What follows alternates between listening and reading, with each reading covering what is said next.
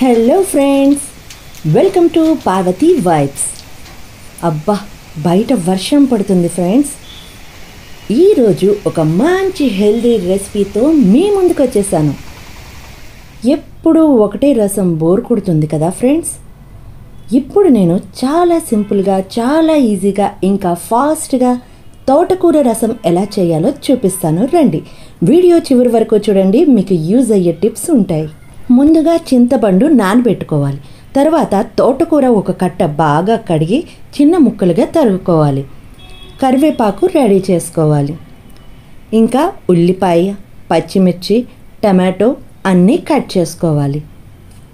Tip number 1, ఆకుకూరలు ఏవైనా సరే 4-5 సార్లైనా కడుక్కోవాలి, లేదంటే ఇసుక ఉండిపోతుంది. టిప్ నెంబర్ 2, ఉల్లిపాయని ఎప్పుడైనా సరే 5 నిమిషాల ముందు నీళ్ళలో నానబెట్టుకున్నట్లయితే దాని స్కిన్ ఈజీగా వచ్చేస్తుంది, ఇంకా మనకి కళ్ళు మండవు.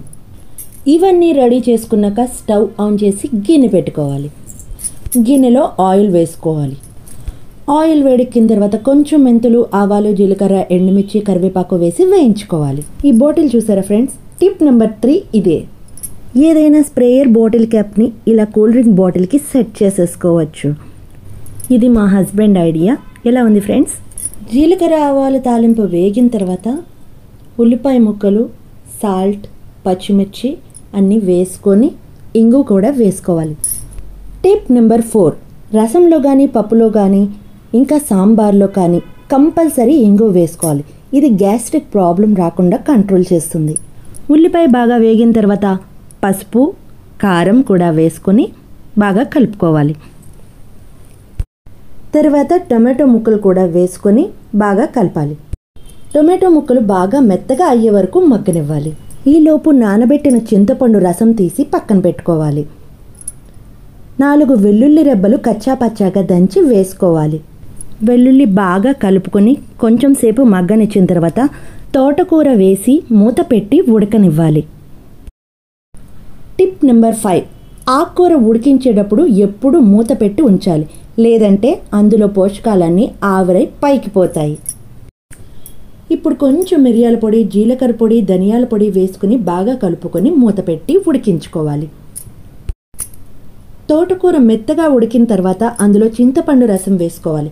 తర్వాత ఒక 2 గ్లాసుల నీళ్లు కూడా వేసుకొని మరగనివ్వాలి. కొంచెం కొత్తిమీర కూడా వేసుకోండి, టేస్ట్ అదిరిపోద్ది. ఫ్రెండ్స్, ఈ తోటకూర రసం ఒకసారి ట్రై చేసి చూడండి ఫ్రెండ్స్. మామూలు రసం కంటే ఈ రసం చాలా బెటర్ అని చెప్తారు. ఈ రసంలో వెజిటేరియన్స్ అయితే అప్పడాలు కానీ, పొటాటో చిప్స్తో కానీ తినేయండి. నాన్ వెజిటేరియన్స్ అయితే ఆమ్లెట్తో మంచి కాంబినేషన్. ముందే తాలింపు వేసి రసం చేసుకున్నాం కాబట్టి మళ్ళీ తాలింపు వేయాల్సిన అవసరమే లేదు. కానీ నేను మాత్రం రెండోసారి తాలింపు వేస్తాను. చారు బాగా మరిగిన తర్వాత మళ్ళీ ఆవాలు, జీలకర్ర, ఎండుమిర్చి, కరివేపాకు, ఇంగువతో తాలింపు వేసుకుంటాను. ఒక 7-8 నిమిషాల పాటు రసాన్ని బాగా మరగనిస్తే చాలు. నేను మళ్ళీ సెకండ్ తాలింపు కూడా వేసేసాను. అంతే ఫ్రెండ్స్, వేడి వేడి తోటకూర రసం రెడీ. మరొక మంచి కంటెంట్తో మళ్ళీ కలుద్దాం. ఈ వీడియో మీకు నచ్చితే లైక్ చేయండి ఫ్రెండ్స్, ఇంకా షేర్ చేయండి. ఇలాంటి మరిన్ని సింపుల్ అండ్ ఈజీ రెసిపీస్ కోసం సబ్స్క్రైబ్ చేయండి. ఎందుకంటే ఇది పార్వతి వైబ్స్, నా వైబ్స్.